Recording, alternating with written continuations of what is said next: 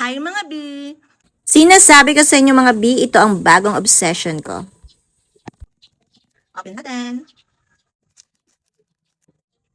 Hi mga B! Sinasabi ko sa inyo ito ang bago kong obsession. Yes mga B, ito yung Dubai Chewy Cookie na super trending ngayon. Kaya tignan natin kung ano ang lasa nito mga B. So bala in order ko, ito mga B, isang peraso at meron siyang sauce niya. Ganito yung tsura ng sauce niya mga B. Ito yung sauce niya mga B. So tikman natin.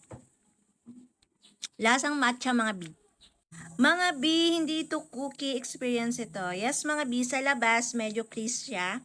Crisps. Pero sa loob, grabe, sobrang chewy niya at sobrang soft. Kita niyo yan, napakalambot niya mga B. Nakakaching, nakita niyo yan. At sobrang soft siya, parang ayaw ka nang pakawalan sa sarap. Ganun.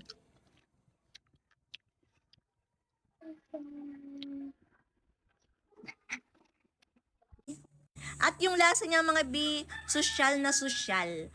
Yes, pag isang kagat mo pa lang, parang nasa Dubai ka na agad. Ganun ang feeling. Kulang na lang yung camel at yung Burj Khalifa sa likod. Yun. Perfect. Parang ayaw ka ng pakawalan sa sarap, mga B.